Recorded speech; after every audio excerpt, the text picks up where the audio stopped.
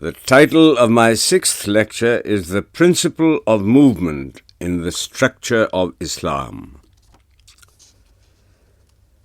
As a cultural movement, Islam rejects the old static view of the universe and reaches a dynamic view. As an emotional system of unification, it recognizes the worth of the individual as such and rejects blood relationship as a basis of human unity. Blood relationship is earth-rootedness. The search for a purely psychological foundation of human unity becomes possible only with the perception that all human life is spiritual in its origin. Such a perception is creative of fresh loyalties without any ceremonials to keep them alive, and makes it possible for man to emancipate himself from the earth. Christianity, which had originally appeared as a monastic order, was tried by Constantine as a system of unification. Its failure to work as such a system drove the Emperor Julian to return to the old gods of Rome, on which he attempted to put philosophical interpretations. A modern historian of civilization has thus depicted the state of the civilized world about the time when Islam appeared on the stage of history. It seemed then that the great civilization that it had taken 4,000 years to construct was on the verge of disintegration, and that mankind was likely to return to that condition of barbarism where every tribe and sect was against the next and law and order were unknown. The old tribal sanctions had lost their power, hence the old imperial methods would no longer operate. The new sanctions created by Christianity were working division and destruction instead of unity and order. It was a time fraught with tragedy. Civilization, like a gigantic tree whose foliage had overarched the world and whose branches had borne the golden fruits of art and science and literature, stood tottering, its trunk no longer alive with the flowing sap of devotion and reverence, but rotted to the core, riven by the storms of war, and held together only by the cords of ancient customs and laws that might snap at any moment. Was there any emotional culture that could be brought in to gather mankind once more into unity and to save civilization? This culture must be something of a new type, for the old sanctions and ceremonials were dead, and to build up others of the same kind would be the work of centuries. The writer then proceeds to tell us that the world stood in need of a new culture to take the place of the culture of the throne, and the systems of unification which were based on blood relationship. It is amazing, he adds, that such a culture should have arisen from Arabia just at the time when it was most needed. There is, however, nothing amazing in the phenomenon. The world life intuitively sees its own needs and at critical moments defines its own direction. This is what, in the language of religion, we call prophetic revelation. It is only natural that Islam should have flashed across the consciousness of a simple people, untouched by any of the ancient cultures, and occupying a geographical position where three continents meet together. The new culture finds the foundation of world unity in the principle of Tawheed. Islam as a polity is only a practical means of making this principle a living factor in the intellectual and emotional life of mankind. It demands loyalty to God, not to thrones.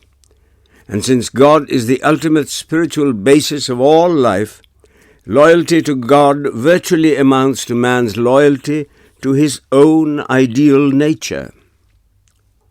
The ultimate spiritual basis of all life, as conceived by Islam, is eternal and reveals itself in variety and change. A society based on such a conception of reality must reconcile in its life the categories of permanence and change. It must possess eternal principles to regulate its collective life, for the eternal gives us a foothold in the world of perpetual change. But eternal principles, when they are understood to exclude all possibilities of change, which, according to the Quran, is one of the greatest signs of God, tend to immobilize what is essentially mobile in its nature. The failure of Europe in political and social sciences illustrates the former principle. The immobility of Islam during the last 500 years illustrates the latter. What then is the principle of movement in the structure of Islam? This is known as Ijtihad. The word literally means to exert. In the terminology of Islamic law, it means to exert with a view to form an independent judgment on a legal question. The idea, I believe, has its origin in a well-known verse of the Quran, "And to those who exert, we show our path." We find it more definitely adumbrated in a tradition of the Holy Prophet. When Ma'ad was appointed ruler of Yemen, the Prophet is reported to have asked him as to how he would decide matters coming up before him. "I will judge matters according to the Book of God," said Ma'ad. "But if the Book of God contains nothing to guide you, then I will act on the precedents of the Prophet of God. But if the precedents fail, then I will exert to form my own judgment." The student of the history of Islam, however, is well aware that with the political expansion of Islam, systematic legal thought became an absolute necessity, and our early doctors of law, both of Arabian and non-Arabian descent, worked ceaselessly until all the accumulated wealth of legal thought found a final expression in our recognized schools of law. These schools of law recognize 3 degrees of ijtihad. 1. Complete authority in legislation, which is practically confined to the founders of the schools.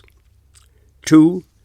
Relative authority, which is to be exercised within the limits of a particular school. And 3.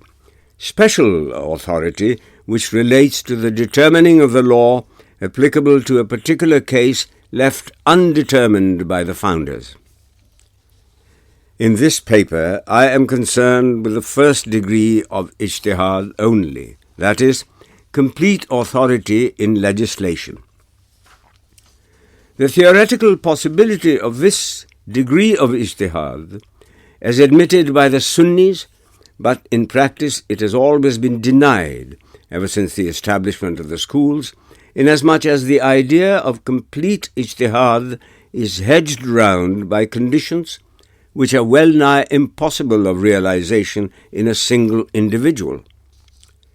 Such an attitude seems exceedingly strange in a system of law based mainly on the groundwork provided by the Quran, which embodies an essentially dynamic outlook on life.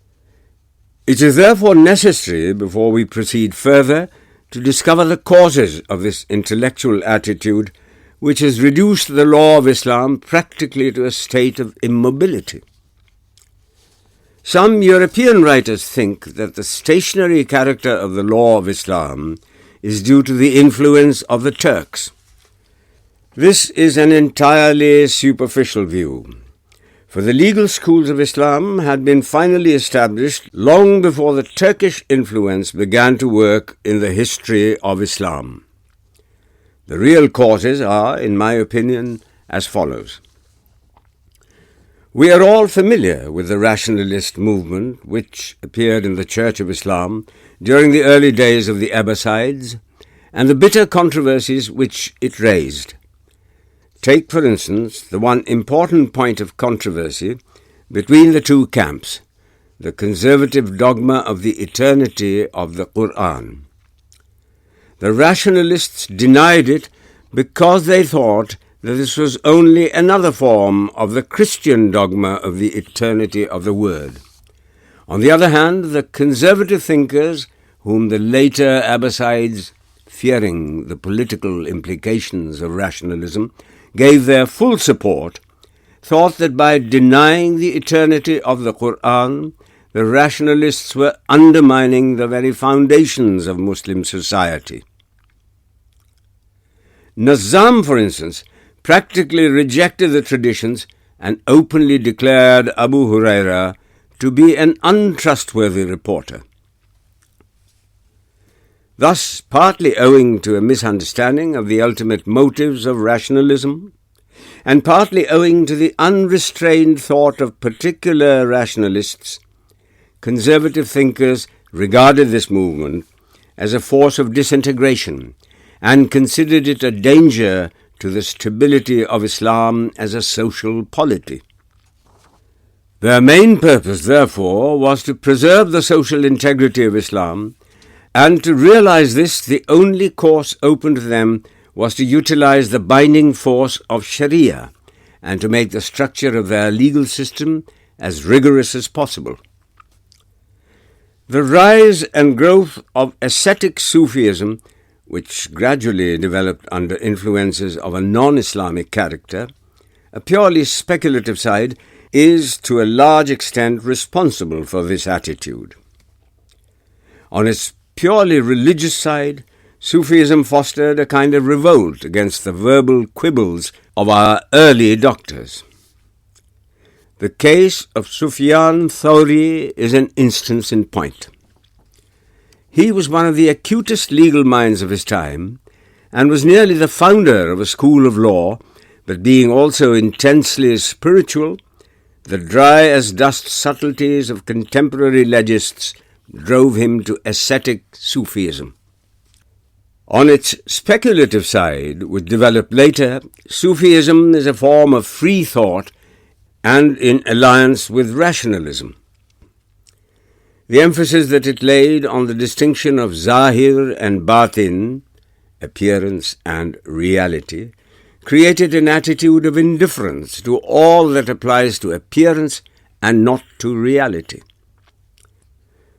This spirit of total otherworldliness in later Sufism obscured men's vision of a very important aspect of Islam as a social polity, and offering the prospect of unrestrained thought on its speculative side, it attracted and finally absorbed the best minds in Islam. The Muslim state was thus left generally in the hands of intellectual mediocrities, and the unthinking masses of Islam, having no personalities of a higher caliber to guide them, found their security only in blindly following the schools. On the top of all this came the destruction of Baghdad, the center of Muslim intellectual life, in the middle of the 13th century. This was indeed a great blow, and all the contemporary historians of the invasion of Tatar described the havoc of Baghdad with a half-suppressed pessimism about the future of Islam. For fear of further disintegration, which is only natural in such a period of political decay, the conservative thinkers of Islam focused all their efforts on the one point of preserving a uniform social life for the people by a jealous exclusion of all innovations in the law of Sharia as expounded by the early doctors of Islam. Their leading idea was social order, and there is no doubt that they were partly right, because organization does to a certain extent counteract the forces of decay. But they did not see, and our modern ulema do not see, that the ultimate fate of a people does not depend so much on organization as on the worth and power of individual men. In an over-organized society, the individual is altogether crushed out of existence. He gains the whole wealth of social thought around him and loses his own soul. Thus, a false reverence for past history and its artificial resurrection constitute no remedy for a people's decay. The verdict of history, as a modern writer has happily put it, is that worn-out ideas have never risen to power among a people who have worn them out. The only effective power, therefore, that counteracts the forces of decay in a people is the rearing of self-concentrated individuals. Such individuals alone reveal the depth of life. They disclose new standards in the light of which we begin to see that our environment is not wholly inviolable and requires revision. The tendency to over-organization by a false reverence of the past, as manifested in the legists of Islam in the 13th century and later, was contrary to the inner impulse of Islam, and consequently invoked the powerful reaction of Ibn Taymiyyah, one of the most indefatigable writers and preachers of Islam, who was born in 1263, 5 years after the destruction of Baghdad. Ibn Taymiyyah was brought up in Hanbalite tradition. Claiming freedom of Ijtihad for himself, he rose in revolt against the finality of the schools and went back to first principles in order to make a fresh start. Like Ibn Hazm, the founder of Zahiri school of law, he rejected the Hanafite principle of reasoning by analogy and ijma as understood by older legists, for he thought agreement was the basis of all superstition. And there is no doubt that considering the moral and intellectual decrepitude of his times, he was right in doing so. In the 16th century, Suyuti claimed the same privilege of ijtihad, to which he added the idea of a renovator at the beginning of each century.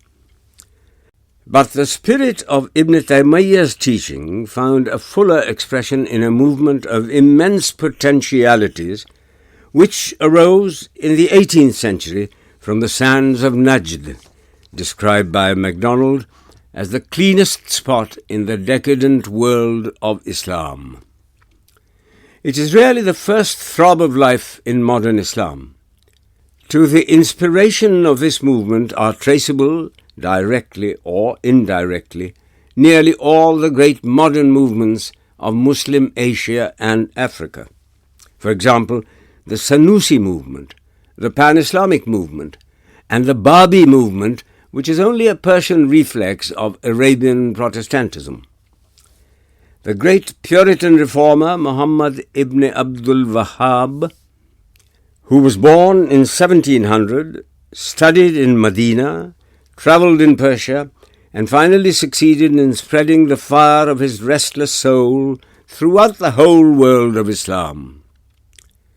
He was similar in spirit to Ghazali's disciple Muhammad ibn Tumart, the Berber Puritan reformer of Islam, who appeared amidst the decay of Muslim Spain and gave her a fresh inspiration. We are, however, not concerned with the political career of this movement, which was terminated by the armies of Muhammad Ali Pasha. The essential thing to note is the spirit of freedom manifested in it, though inwardly this movement too is conservative in its own fashion. While it rises in revolt against the finality of the schools and vigorously asserts the right of private judgment, its vision of the past is wholly uncritical, and in matters of law it mainly falls back on the traditions of the Prophet. Passing on to Turkey, we find that the idea of ijtihad, reinforced and broadened by modern philosophical ideas, has long been working in the religious and political thought of the Turkish nation.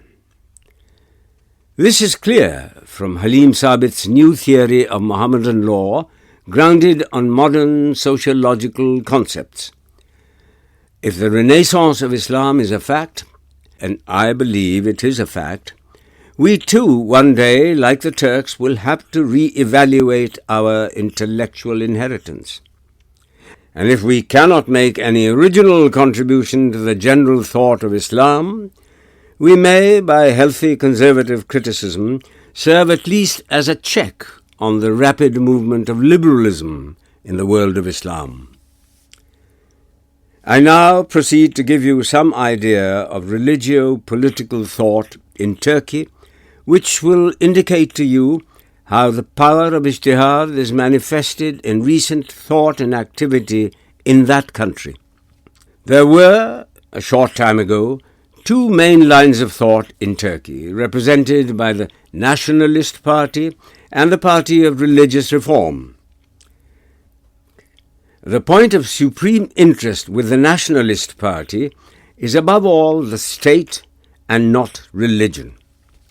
With these thinkers, religion as such has no independent function. The state is the essential factor in national life, which determines the character and function of all other factors. They therefore reject old ideas about the function of state and religion and accentuate the separation of church and state. Now, the structure of Islam as a religio-political system no doubt does permit such a view, though personally I think it is a mistake to suppose that the idea of state is more dominant and rules all other ideas embodied in the system of Islam. In Islam, the spiritual and the temporal are not two distinct domains, and the nature of an act, however secular in its import, is determined by the attitude of mind with which the agent does it. It is the invisible mental background of the act which ultimately determines its character. An act is temporal or profane if it is done in a spirit of detachment from the infinite complexity of life behind it. It is spiritual if it is inspired by that complexity. In Islam, it is the same reality which appears as church, looked at from one point of view, and state from another. It is not true to say that church and state are two sides or facets of the same thing. Islam is a single, unanalyzable reality which is one or the other, as your point of view varies. This point is extremely far-reaching, and a full elucidation of it will involve us in a highly philosophical discussion. Suffice it to say that this ancient mistake arose out of the bifurcation of the unity of man into two distinct and separate realities, which somehow have a point of contact, but which are in essence opposed to each other. The truth, however, is that matter is spirit in space-time reference. The unity called man is body when you look at it as acting in regard to what we call the external world. It is mind or soul when you look at it as acting in regard to the ultimate aim and ideal of such acting. The essence of Tawheed as a working idea is equality, solidarity, and freedom. The state, from the Islamic standpoint, is an endeavor to transform these ideal principles into space-time forces, an aspiration to realize them in a definite human organization. It is in this sense alone that the state in Islam is a theocracy, not in the sense that it is headed by a representative of God on earth who can always screen his despotic will behind his supposed infallibility. The critics of Islam have lost sight of this important consideration. The ultimate reality, according to the Quran, is spiritual, and its life consists in its temporal activity. The spirit finds its opportunities in the natural, the material, the secular. All that is secular is therefore sacred in the roots of its being. The greatest service that modern thought has rendered to Islam, and as a matter of fact to all religions, consists in its criticism of what we call material or natural, a criticism which discloses that the merely material has no substance until we discover it rooted in the spiritual. There is no such thing as a profane world. All this immensity of matter constitutes a scope for the self-realization of spirit. All is holy ground. As the Prophet so beautifully puts it, the whole of this earth is a mosque. The state, according to Islam, is only an effort to realize the spiritual in a human organization. But in this sense, all state, not based on mere domination and aiming at the realization of ideal principles, is theocratic. The truth is that the Turkish nationalists assimilated the idea of the separation of church and state from the history of European political ideas. Primitive Christianity was founded not as a political or civil unit, but as a monastic order in a profane world, having nothing to do with civil affairs and obeying the Roman authority practically in all matters. The result of this was that when the state became Christian, state and church confronted each other as distinct powers with interminable boundary disputes between them. Such a thing could never happen in Islam, for Islam was from the very beginning a civil society, having received from the Quran a set of simple legal principles which, like the 12 tables of the Romans, carried, as experience subsequently proved, great potentialities of expansion and development by interpretation. The nationalist theory of state, therefore, is misleading inasmuch as it suggests a dualism which does not exist in Islam. The Religious Reform Party, on the other hand, led by Sayyid Halim Pasha, insisted on the fundamental fact that Islam is a harmony of idealism and positivism, and as a unity of the eternal verities of freedom, equality, and solidarity, has no fatherland.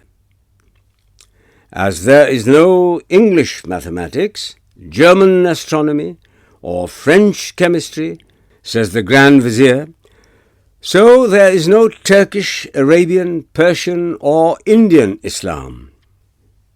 Just as the universal character of scientific truths engenders varieties of scientific national cultures, which in their totality represent human knowledge, much in the same way the universal character of Islamic verities creates varieties of national, moral, and social ideals. Modern culture, based as it is on national egoism, is, according to this keen-sighted writer, only another form of barbarism. It is the result of an overdeveloped industrialism, through which men satisfy their primitive instincts and inclinations. He, however, deplores that during the course of history, the moral and social ideals of Islam have been gradually de-Islamized through the influence of local character and pre-Islamic superstitions of Muslim nations. These ideals today are more Iranian, Turkish, or Arabian than Islamic. The pure brow of the principle of Tawheed has received more or less an impress of heathenism, and the universal and impersonal character of the ethical ideals of Islam has been lost through a process of localization. The only alternative open to us then is to tear off from Islam the hard crust which has immobilized an essentially dynamic outlook on life, and to rediscover the original verities of freedom, equality, and solidarity, with a view to rebuild our moral, social and political ideals out of their original simplicity and universality. Such are the views of the Grand Vizier of Turkey. You will see that following a line of thought more in tune with the spirit of Islam, he reaches practically the same conclusion as the Nationalist Party, that is to say, the freedom of Ijtihad, with a view to rebuild the laws of Sharia in the light of modern thought and experience. Let us now see how the Grand National Assembly has exercised this power of Ijtihad in regard to the institution of Khilafat. According to Sunni law, the appointment of an Imam or Khalifa is absolutely indispensable. The first question that arises in this connection is this: should the caliphate be vested in a single person? Turkey's ijtihad is that according to the spirit of Islam, the caliphate or imamate can be vested in a body of persons or an elected assembly. The religious doctors of Islam in Egypt and India, as far as I know, have not yet expressed themselves on this point. Personally, I believe the Turkish view is perfectly sound. It is hardly necessary to argue this point.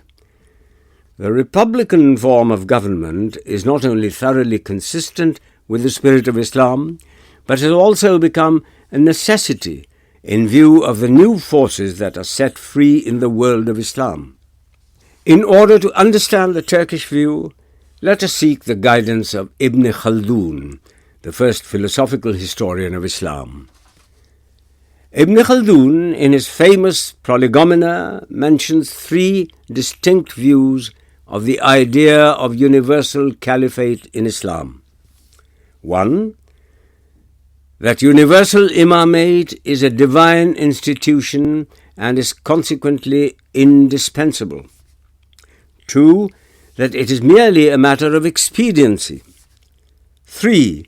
That there is no need of such an institution. The last view was taken by the Khawarij.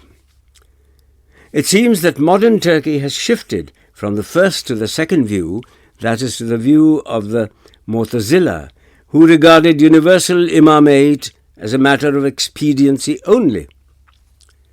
The Turks argue that in our political thinking we must be guided by our past political experience, which points unmistakably to the fact that the idea of universal imamate has failed in practice. It was a workable idea when the empire of Islam was intact. Since the breakup of this empire, independent political units have arisen. The idea has ceased to be operative and cannot work as a living factor in the organization of modern Islam. Far from serving any useful purpose, it has really stood in the way of a reunion of independent Muslim states. Persia has stood aloof from the Turks in view of her doctrinal differences regarding the Khilafat. Morocco has always looked askance at them, and Arabia has cherished private ambition. And all these ruptures in Islam for the sake of a mere symbol of a power which departed long ago. Why should we not, he can further argue, learn from experience in our political thinking? Did not Qazi Abu Bakr Baqillani drop the condition of Qarshiyat in the Khalifa in view of the facts of experience, that is the political fall of the Quraysh and the consequent inability to rule the world of Islam? Centuries ago, Ibn Khaldun, who personally believed in the condition of Qarshiyat in the Khalifa, argued much in the same way. Since the power of the Quraysh, he says, has gone, there is no alternative but to accept the most powerful man as Imam in the country where he happens to be powerful. Thus Ibn Khaldun, realizing the hard logic of facts, suggests a view which may be regarded as the first dim vision of an international Islam fairly in sight today. Such is the attitude of the modern Turk, inspired as he is by the realities of experience and not by the scholastic reasoning of jurists who lived and thought under different conditions of life. To my mind, these arguments, if rightly appreciated, indicate the birth of an international ideal which, though forming the very essence of Islam, has been hitherto overshadowed, or rather displaced, by Arabian imperialism of the earlier centuries of Islam. This new ideal is clearly reflected in the work of the great nationalist poet Zia, whose songs, inspired by the philosophy of Auguste Comte, have done a great deal in shaping the present thought of Turkey. I reproduce the substance of one of his poems from Professor Fischer's German translation. In order to create a really effective political unity of Islam, all Muslim countries must first become independent, and then in their totality they should range themselves under one caliph. Is such a thing possible at the present moment? If not today, one must wait. In the meantime, the caliph must reduce his own house to order and lay the foundations of a workable modern state.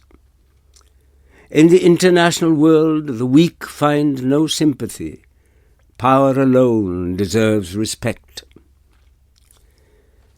These lines clearly indicate the trend of modern Islam. For the present, every Muslim nation must sink into her own deeper self, temporarily focus her vision on herself alone, until all are strong and powerful to form a living family of republics. A true and living unity, according to the nationalist thinkers, is not so easy as to be achieved by a merely symbolical overlordship. It is truly manifested in a multiplicity of free independent units whose racial rivalries are adjusted and harmonized by the unifying bond of a common spiritual aspiration. It seems to me that God is slowly bringing home to us the truth that Islam is neither nationalism nor imperialism, but a league of nations which recognizes artificial boundaries and racial distinctions for facility of reference only, and not for restricting the social horizon of its members. From the same poet, the following passage from a poem called Religion and Science will throw some further light on the general religious outlook which is being gradually shaped in the world of Islam today. Who were the first spiritual leaders of mankind? Without doubt, the prophets and holy men. In every period, religion has led philosophy. From it alone morality and art receive light, but then religion grows weak and loses her original ardour. Holy men disappear, and spiritual leadership becomes, in name, the heritage of the doctors of law. The leading star of the doctors of law is tradition. They drag religion with force on this track, but philosophy says, my leading star is reason. You go right, I go left. Both religion and philosophy claim the soul of man and draw it on either side. When this struggle is going on, pregnant experience delivers up positive science, and this young leader of thought says, tradition is history, and reason is the method of history. Both interpret and desire to reach the same indefinable something. But what is this something? Is it a spiritualized heart? If so, then take my last word. Religion is positive science, the purpose of which is to spiritualize the heart of man. It is clear from these lines how beautifully the poet has adopted the Comtean idea of the three stages of man's intellectual development, that is, theological, metaphysical, and scientific, to the religious outlook of Islam. And the view of religion embodied in these lines determines the poet's attitude towards the position of Arabic in the educational system of Turkey. He says, "The land where the call to prayer resounds in Turkish, where those who pray understand the meaning of their religion, the land where the Quran is learnt in Turkish, where every man, big or small, knows full well the command of God, O son of Turkey, that land is thy fatherland." If the aim of religion is the spiritualization of the heart, then it must penetrate the soul of man, and it can best penetrate the inner man, according to the poet, only if his spiritualizing ideas are clothed in his mother tongue. Most people in India will condemn this displacement of Arabic by Turkish. For reasons which will appear later, the poet's Ijtihad is open to grave objections, but it must be admitted that the reform suggested by him is not without a parallel in the past history of Islam. We find that when Muhammad ibn Tumart, the Mahdi of Muslim Spain, who was Berber by nationality, came to power and established the pontifical rule of the Mohyeddin, he ordered, for the sake of the illiterate Berbers, that the Quran should be translated and read in the Berber language, that the call to prayer should be given in Berber, and that all the functionaries of the church must know the Berber language. In another passage, the poet gives his ideal of womanhood. In his zeal for the equality of man and woman, he wishes to see radical changes in the family law of Islam as it is understood and practiced today. There is the woman, my mother, my sister, or my daughter. It is she who calls up the most sacred emotions from the depths of my life. There is my beloved, my sun, my moon, and my star. It is she who makes me understand the poetry of life. How could the holy law of God regard these beautiful creatures as despicable beings? Surely there is an error in the interpretation of the Quran by the learned. The foundation of the nation and the state is the family.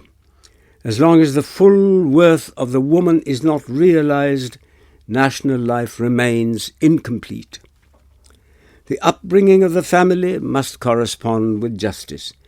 Therefore, equality is necessary in three things: in divorce, in separation, and in inheritance. As long as the woman is counted half the man as regards inheritance and 1/4 of man in matrimony, neither the family nor the country will be elevated. For other rights, we have opened national courts of justice. The family, on the other hand, we have left in the hands of schools. I do not know why we have left the woman in the lurch. Does she not work for the land? Or will she turn her needle into a sharp bayonet to tear off her rights from our hands through a revolution? The truth is that among the Muslim nations of today, Turkey alone has shaken off its dogmatic slumber and attained to self-consciousness. She alone has claimed her right of intellectual freedom. She alone has passed from the ideal to the real, a transition which entails keen intellectual and moral struggle. To her, the growing complexities of a mobile and broadening life are sure to bring new situations, suggesting new points of view, and necessitating fresh interpretations of principles which are only of an academic interest to a people who have never experienced the joy of spiritual expansion. It is, I think, the English thinker Hobbes who makes this acute observation, that to have a succession of identical thoughts and feelings is to have no thoughts and feelings at all. Such is the lot of most Muslim countries today. They are mechanically repeating old values, whereas the Turk is on the way to creating new values. He has passed through great experiences, which have revealed his deeper self to him. In him, life has begun to move, change, and amplify, giving birth to new desires, bringing new difficulties, and suggesting new interpretations. The question which confronts him today, and which is likely to confront other Muslim countries in the near future, is whether the law of Islam is capable of evolution, a question which will require great intellectual effort and is sure to be answered in the affirmative, provided the world of Islam approaches it in the spirit of Umar, the first critical and independent mind in Islam, who at the last moments of the Prophet had the moral courage to utter these remarkable words, "The Book of God is sufficient for us." We heartily welcome the liberal movement in modern Islam, but it must also be admitted that the appearance of liberal ideas in Islam constitutes also the most critical moment in the history of Islam. Liberalism has a tendency to act as a force of disintegration, and the race idea, which appears to be working in modern Islam with greater force than ever, may ultimately wipe off the broad human outlook which Muslim people have imbibed from their religion. Further, our religious and political reformers, in their zeal for liberalism, may overstep the proper limits of reform in the absence of a check on their youthful fervour. We are today passing through a period similar to that of the Protestant Revolution in Europe, and the lesson which the rise and outcome of Luther's movement teaches should not be lost on us. A careful reading of history shows that the Reformation was essentially a political movement, and the net result of it in Europe was a gradual displacement of the universal ethics of Christianity by systems of national ethics. The result of this tendency we have seen with our own eyes in the Great European War, which, far from bringing any workable synthesis of the two opposing systems of ethics, has made the European situation still more intolerable. It is the duty of the leaders of the world of Islam today to understand the real meaning of what has happened in Europe, and then to move forward with self-control and a clear insight into the ultimate aims of Islam as a social polity. I have given you some idea of the history and working of Ijtihad in modern Islam. I now proceed to see whether the history and structure of the law of Islam indicates the possibility of any fresh interpretation of its principles. In other words, the question that I want to raise is the law of Islam capable of evolution? Horton, professor of Semitic philology at the University of Bonn, raises the same question in connection with the philosophy and theology of Islam. Reviewing the work of Muslim thinkers in the sphere of purely religious thought, he points out that the history of Islam may aptly be described as a gradual interaction, harmony, and mutual deepening of two distinct forces, that is, the element of Aryan culture and knowledge on the one hand, and a Semitic religion on the other. A Muslim has always adjusted his religious outlook to the elements of culture which he assimilated from the peoples that surrounded him. From 800 to 1100, says Horton, not less than 100 systems of theology appeared in Islam, a fact which bears ample testimony to the elasticity of Islamic thought, as well as to the ceaseless activity of our early thinkers. Thus, in view of the revelations of a deeper study of Muslim literature and thought, this living European Orientalist has been driven to the following conclusion. The spirit of Islam is so broad that it is practically boundless. With the exception of atheistic ideas alone, it has assimilated all the attainable ideas of surrounding peoples and given them its own peculiar direction of development. The assimilative spirit of Islam is even more manifest in the sphere of law. Professor Hergronje, the Dutch critic of Islam, says, "When we read the history of the development of Mohammedan law, we find that on the one hand, the doctors of every age, on the slightest stimulus, condemn one another to the point of mutual accusations of heresy, and on the other hand, the very same people, with greater and greater unity of purpose, try to reconcile the similar quarrels of their predecessors." These views of modern European critics of Islam make it perfectly clear that with the return of new life, the inner Catholicity of the spirit of Islam is bound to work itself out, in spite of the rigorous conservatism of our doctors.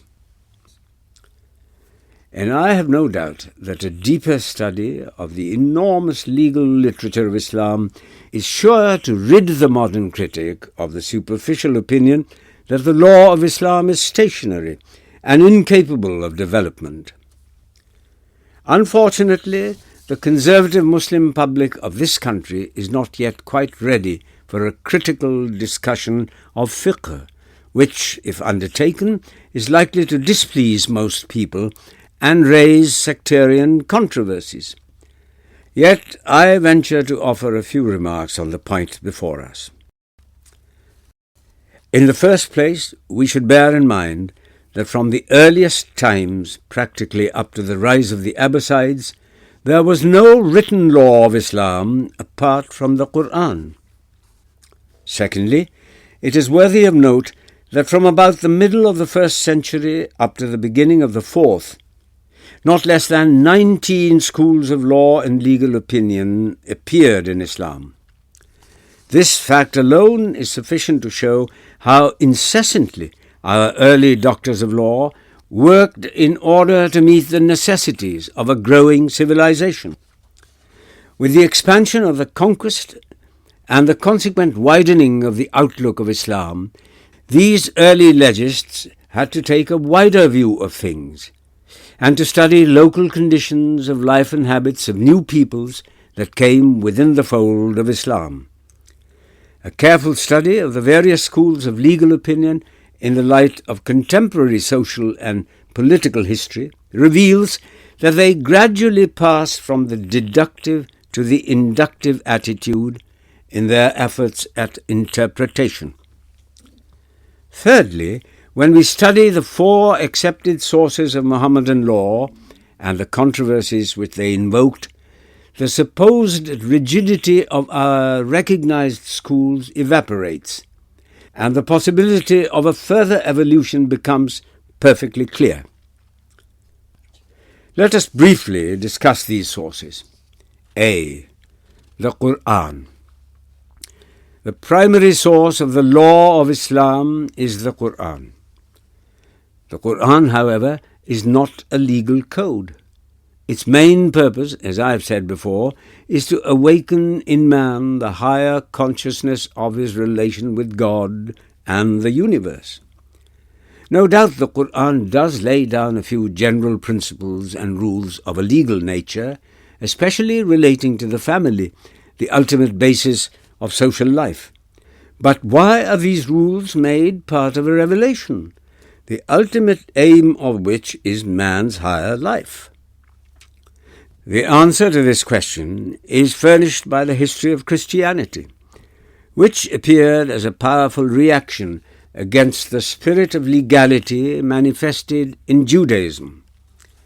By setting up an ideal of otherworldliness, it no doubt did succeed in spiritualizing life, But its individualism could see no spiritual value in the complexity of human social relations.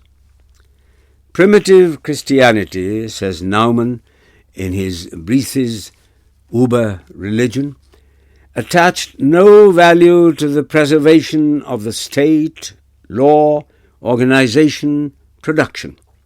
It simply does not reflect on the conditions of human society. And Naumann concludes, hence we either dare to aim at being without a state, and thus throwing ourselves deliberately into the arms of anarchy, or we decide to possess, alongside of our religious creed, a political creed as well. Thus the Quran considers it necessary to unite religion and state, ethics and politics in a single revelation, much in the same way as Plato does in his Republic. The important point to note in this connection, however, is the dynamic outlook of the Quran. I have fully discussed its origin and history. It is obvious that with such an outlook, the Holy Book of Islam cannot be inimical to the idea of evolution. Only we should not forget that life is not change, pure and simple. It has within it elements of conservation also.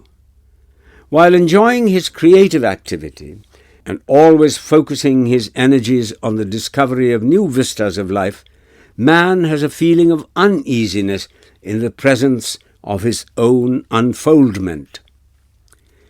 In his forward movement, he cannot help looking back to his past, and faces his own inward expansion with a certain amount of fear. The spirit of man, in its forward movement, is restrained by forces which seem to be working in the opposite direction. This is only another way of saying that life moves with the weight of its own past on its back, and that in any view of social change, the value and function of the forces of conservatism cannot be lost sight of. It is with this organic insight into the essential teachings of the Quran that modern rationalism ought to approach our existing institutions. No people can afford to reject their past entirely, for it is their past that has made their personal identity.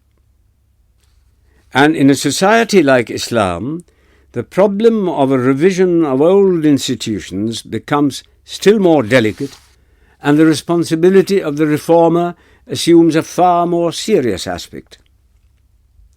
Islam is non-territorial in its character, and its aim is to furnish a model for the final combination of humanity by drawing its adherents from a variety of mutually repellent races, and then transforming this atomic aggregate into a people possessing a self-consciousness of their own. This was not an easy task to accomplish. Yet Islam, by means of its well-conceived institutions, has succeeded to a very great extent in creating something like a collective will and conscience in this heterogeneous mass. In the evolution of such a society, even the immutability of socially harmless rules relating to eating and drinking, purity or impurity, has a life value of its own, inasmuch as it tends to give such society a specific inwardness, and further secures that external and internal uniformity which counteracts the forces of heterogeneity, always latent in a society of a composite character. The critic of these institutions must therefore try to secure, before he undertakes to handle them, a clear insight into the ultimate significance of the social experiment embodied in Islam.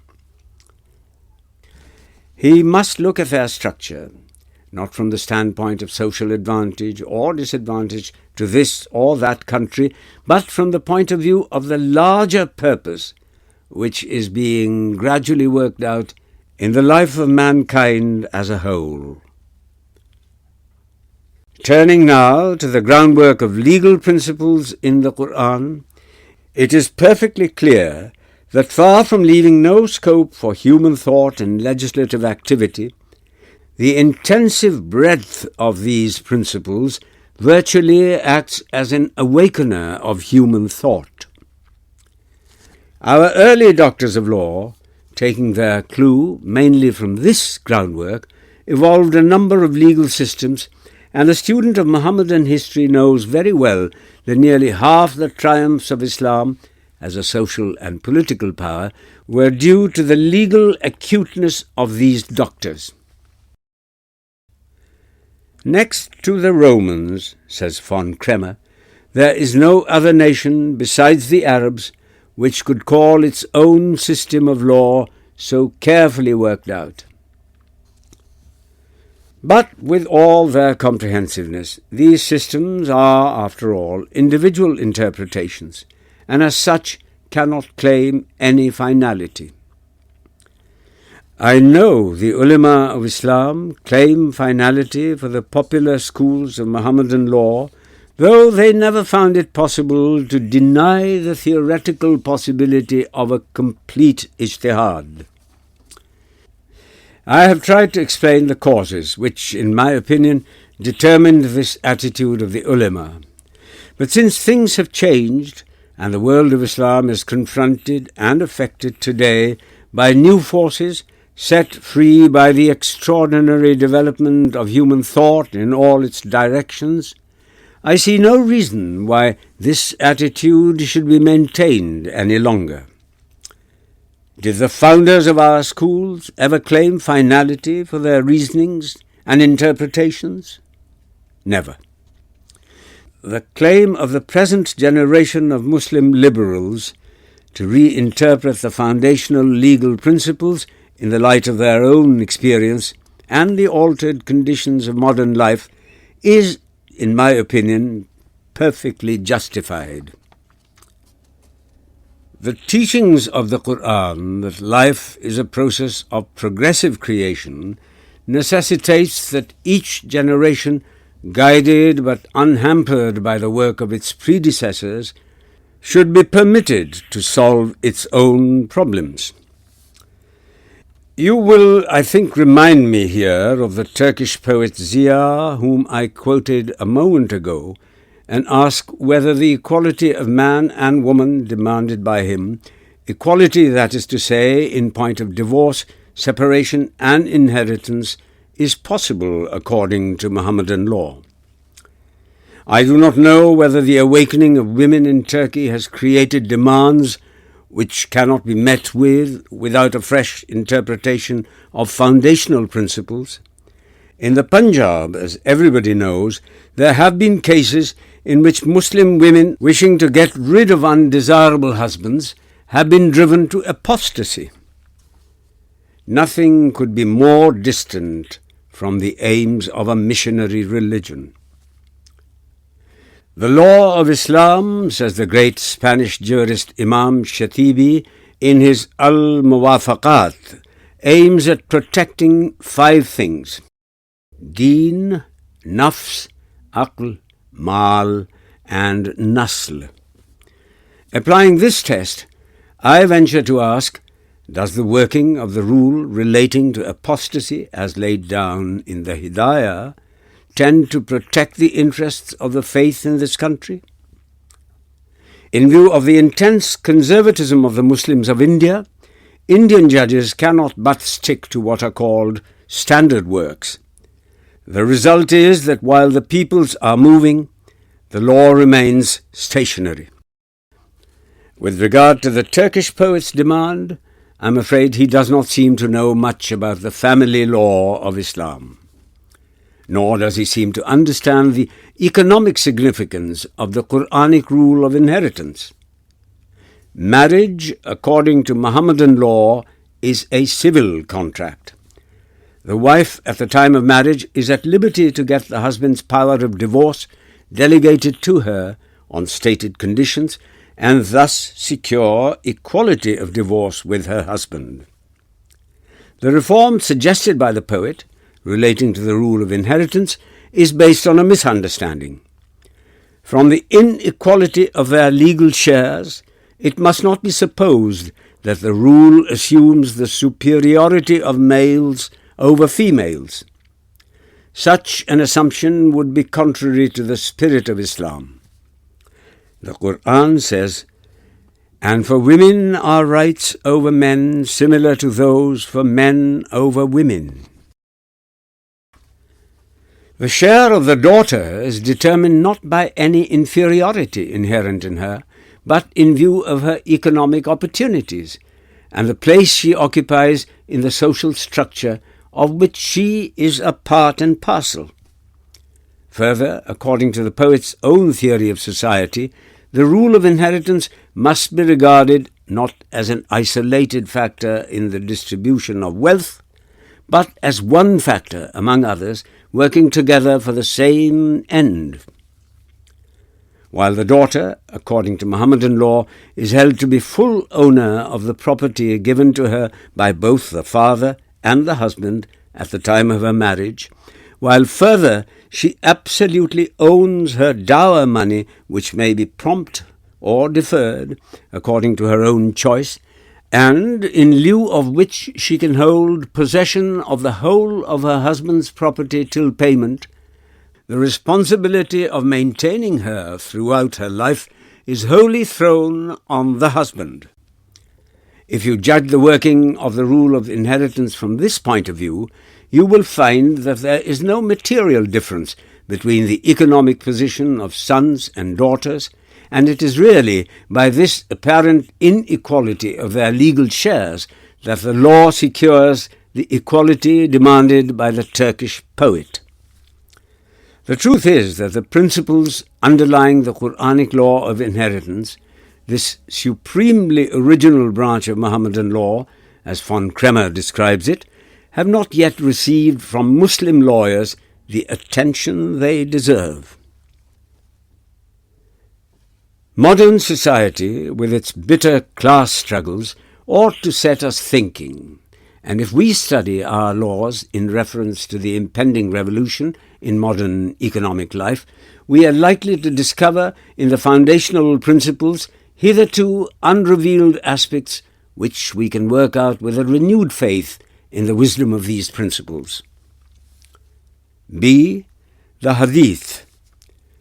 The second great source of Mohammedan law is the traditions of the Holy Prophet. These have been the subject of great discussion both in ancient and modern times. Among their modern critics, Professor Goldziher has subjected them to a searching examination in the light of modern canons of historical criticism and arrives at the conclusion that they are, on the whole, untrustworthy. Another European writer, after examining the Muslim methods of determining the genuineness of a tradition and pointing out the theoretical possibilities of error, arrives at the following conclusion.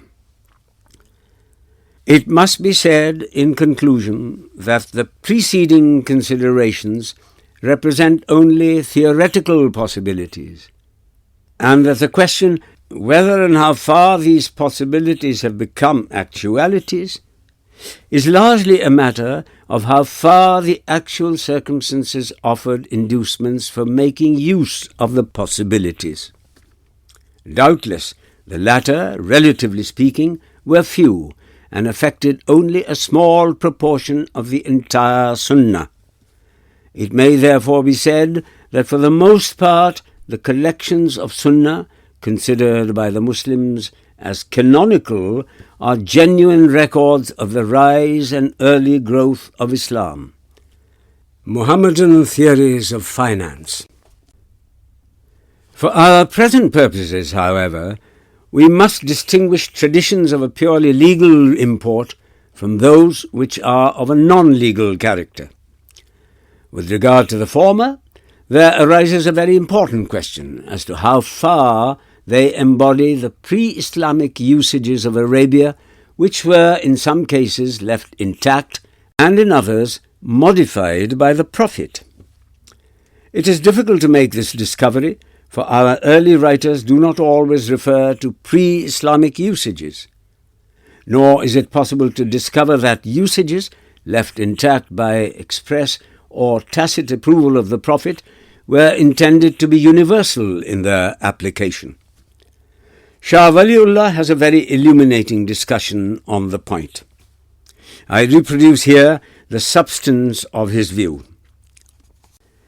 The prophetic method of teaching, according to Shah Waliullah, is that, generally speaking, the law revealed by a prophet takes special notice of the habits, ways, and peculiarities of the people to whom he is specifically sent. The prophet who aims at all-embracing principles, however, can neither reveal different principles for different peoples, nor leaves them to work out their own rules of conduct. His method is to train one particular people and to use them as a nucleus for the building up of a universal Sharia. In doing so, he accentuates the principles underlying the social life of all mankind and applies them to concrete cases in the light of the specific habits of the people immediately before him. The Sharia values, ahkam, resulting from this application, for example, rules relating to penalties for crimes, are in a sense specific to that people, and since their observance is not an end in itself, they cannot be strictly enforced in the case of future generations. It was perhaps in view of this that Abu Hanifa, who had a keen insight into the universal character of Islam, made practically no use of these traditions. The fact that he introduced the principle of istihsan, that is, juristic preference, which necessitates a careful study of actual conditions in legal thinking, throws further light on the motives which determined his attitude towards this source of Muhammadan law. It is said that Abu Hanifa made no use of traditions because there were no regular collections in his day. In the first place, it is not true to say that there were no collections in his day, as the collections of Abdul Malik and Zuhri were made not less than 30 years before the death of Abu Hanifa. But even if we suppose that these collections never reached him, or that they did not contain traditions of a legal import, Abu Hanifa, like Malik and Ahmad ibn Hanbal after him, could have easily made his own collection if he had deemed such a thing necessary. On the whole, then, the attitude of Abu Hanifa towards the traditions of a purely legal import is, to my mind, perfectly sound, and if modern liberalism considers it safer not to make any indiscriminate use of them as a source of law, it will be only following one of the greatest exponents of Mohammedan law in Sunni Islam. It is, however, impossible to deny the fact that the traditionists, by insisting on the value of the concrete case as against the tendency to abstract thinking in law, have done the greatest service to the law of Islam. And a further intelligent study of the literature of traditions, if used as indicative of the spirit in which the Prophet himself interpreted his revelation, may still be of great help in understanding the life value of the legal principles enunciated in the Quran.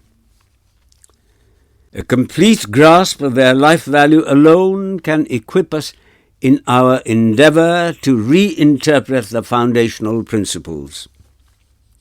C. The Ijma. The third source of Mohammedan law is Ijma, which is, in my opinion, perhaps the most important legal notion in Islam. It is, however, strange that this important notion, while invoking great academic discussions in early Islam, remained practically a mere idea and rarely assumed the form of a permanent institution in any Mohammedan country. Possibly its transformation into a permanent legislative institution was contrary to the political interests of the kind of absolute monarchy that grew up in Islam immediately after the fourth caliph. It was, I think, favourable to the interest of the Umayyad and the Abbasid caliphs to leave the power of ijtihad to individual mujtahids rather than encourage the formation of a permanent assembly which might become too powerful for them. It is, however, extremely satisfactory to note that the pressure of New World forces and the political experience of European nations are impressing on the mind of modern Islam the value and possibilities of the idea of ijma. The growth of republican spirit and the gradual formation of legislative assemblies in Muslim lands constitute a great step in advance. This transfer of the power of ijtihad from individual representatives of schools to a Muslim legislative assembly, which, in view of the growth of opposing sects, is the only possible form ijma can take in modern times, will secure contributions to legal discussions from laymen who happen to possess a keen insight into affairs. In this way alone can we stir into activity the dormant spirit of life in our legal system and give it an evolutionary outlook. In India, however, difficulties are likely to arise, for it is doubtful whether a non-Muslim legislative assembly can exercise the power of ijtihad. But there are one or two questions which must be raised and answered in regard to ijma. Can ijma repeal the Quran?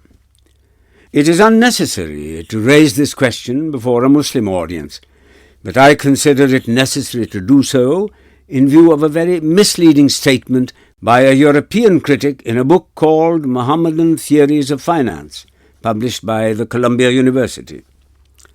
The author of this book says, without citing any authority, that according to some Hanafi and Mu'tazila writers, the ijma can repeal the Quran. There is not the slightest justification for such a statement in the legal literature of Islam. Not even a tradition of the Prophet can have any such effect. It seems to me that the author is misled by the word naskh in the writings of our early doctors, to whom, as Imam Shatibi points out in Al-Muwafaqat, this word, when used in discussions relating to the ijma of the companions, meant only the power to extend or limit the application of a Quranic rule of law, and not the power to repeal or supersede it by another rule of law. And even in the exercise of this power, the legal theory, as Amidi, a Shafi'i doctor of law, who died about the middle of the 7th century, and whose work is recently published in Egypt, tells us, is that the companions must have been in possession of a Sharia value, hukm, entitling them to such a limitation or extension. But supposing the companions have unanimously decided a certain point, the further question is whether later generations are bound by their decision. Shawkani has fully discussed this point and cited the views held by writers belonging to different schools. I think it is necessary in this connection to discriminate between a decision relating to a question of fact and the one relating to a question of law. In the former case, as for instance when the question arose whether the two small surahs known as Mu'awwidhatayn formed part of the Quran or not, and the companions unanimously decided that they did, we are bound by their decision, obviously because the companions alone were in a position to know the fact.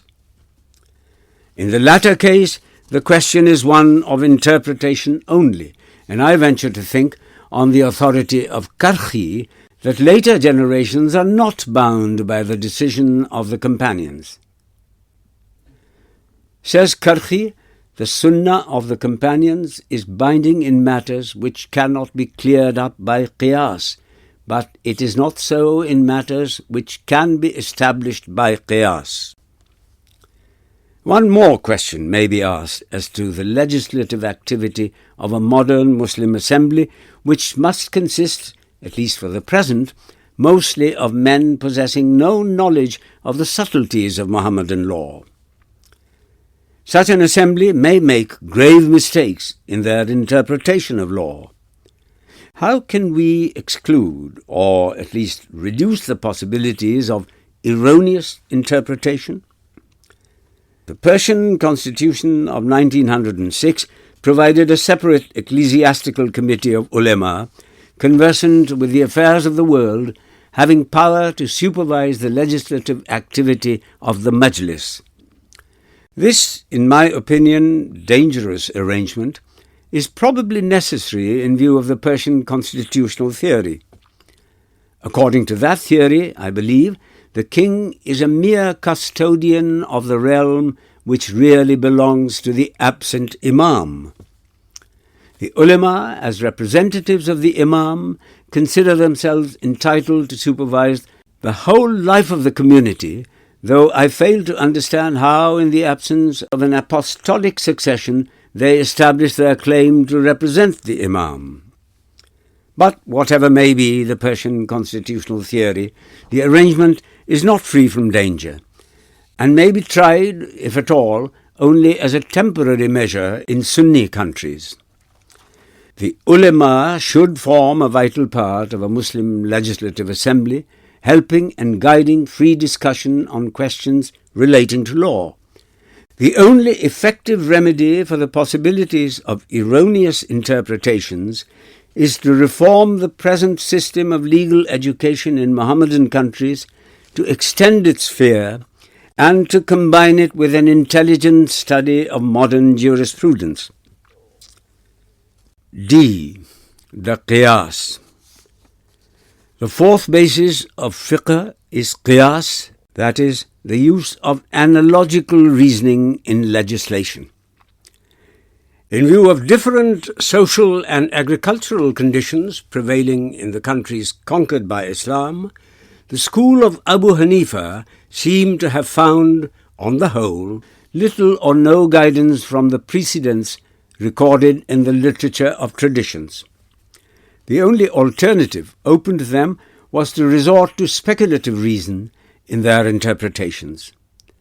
The application of Aristotelian logic, however, though suggested by the discovery of new conditions in Iraq, was likely to prove exceedingly harmful in the preliminary stages of legal development. The intricate behavior of life cannot be subjected to hard and fast rules, logically deducible from certain general notions. Yet, looked at through the spectacles of Aristotle's logic, it appears to be a mechanism, pure and simple, with no internal principle of movement. Thus the school of Abu Hanifa tended to ignore the creative freedom and arbitrariness of life, and hoped to build a logically perfect legal system on the lines of pure reason. The legists of Hijaz, however, true to the practical genius of their race, raised strong protests against the scholastic subtleties of the legists of Iraq, and their tendency to imagine unreal cases which they rightly thought would turn the law of Islam into a kind of lifeless mechanism. These bitter controversies among the early doctors of Islam led to a critical definition of the limitations, conditions, and correctives of qiyas, which, though originally appeared as a mere disguise for the mujtahid's personal opinion, eventually became a source of life and movement in the law of Islam. The spirit of the acute criticism of Malik and Shafi on Abu Hanifa's principle of qiyas as a source of law constitutes really an effective Semitic restraint on the Aryan tendency to seize the abstract in preference to the concrete, to enjoy the idea rather than the event. This was really a controversy between the advocates of deductive and inductive methods in legal research. The legists of Iraq originally emphasized the eternal aspect of the notion, while those of Hijaz laid stress on the temporal aspect. The latter, however, did not see the full significance of their own position and their instinctive partiality to the legal tradition of Hijaz narrowed their vision to the precedents that had actually happened in the days of the Prophet and his companions. No doubt they recognized the value of the concrete, but at the same time they eternalized it, rarely resorting to qiyas based on the study of the concrete as such. Their criticism of Abu Hanifa and his school, however, emancipated the concrete, as it were, and brought out the necessity of observing the actual movement and variety of life in the interpretation of juristic principles. Thus, the school of Abu Hanifa, which fully assimilated the results of this controversy, is absolutely free in its essential principle and possesses much greater power of creative adaptation than any other school of Mohammedan law. But, contrary to the spirit of his own school, the modern Hanafi legist has eternalized the interpretations of the founder or his immediate followers, much in the same way as the early critics of Abu Hanifa eternalized the decisions given on concrete cases. Properly understood and applied, the essential principle of this school, that is qiyas, as Shafi rightly says, is only another name for ijtihad, which within the limits of the revealed texts is absolutely free, and its importance as a principle can be seen from the fact that according to most of the doctors, as Qazi Shawkani tells us, it was permitted even in the lifetime of the Holy Prophet. The closing of the door of ijtihad is pure fiction, suggested partly by the crystallization of legal thought in Islam, and partly by that intellectual laziness which, especially in the period of spiritual decay, turns great thinkers into idols. If some of the later doctors have upheld this fiction, modern Islam is not bound by this voluntary surrender of intellectual independence. Zarkashi, writing in the 8th century of the Hijrah, rightly observes, "If the upholders of this fiction mean that the previous writers had more facilities, while the later writers had more difficulties in their way, it is nonsense, for it does not require much understanding to see that ijtihad for later doctors is easier than for the earlier doctors. Indeed, the commentaries on the Quran and Sunnah have been compiled and multiplied to such an extent that the mujtahid of today has more material for interpretation than he needs." This brief discussion, I hope, will make it clear to you that neither in the foundational principles nor in the structure of our systems as we find them today is there anything to justify the present attitude. Equipped with penetrative thought and fresh experience, the world of Islam should courageously proceed to the work of reconstruction before them. This work of reconstruction, however, has a far more serious aspect than mere adjustment to modern conditions of life. The great European war, bringing in its wake the awakening of Turkey, the element of stability in the world of Islam, as a French writer has recently described her, and the new economic experiment tried in the neighborhood of Muslim Asia, must open our eyes to the inner meaning and destiny of Islam. Humanity needs three things today: a spiritual interpretation of the universe, spiritual emancipation of the individual, and basic principles of a universal import directing the evolution of human society on a spiritual basis. Modern Europe has no doubt built idealistic systems on these lines, but experience shows that truth revealed through pure reason is incapable of bringing that fire of living conviction which personal revelation alone can bring. This is the reason why pure thought has so little influenced men, while religion has always elevated individuals and transformed whole societies. The idealism of Europe never became a living factor in her life, and the result is a perverted ego seeking itself through mutually intolerant democracies whose sole function is to exploit the poor in the interest of the rich. Believe me, Europe today is the greatest hindrance in the way of man's ethical advancement. The Muslim, on the other hand, is in possession of these ultimate ideas on the basis of a revelation which, speaking from the inmost depths of life, internalizes its own apparent externality.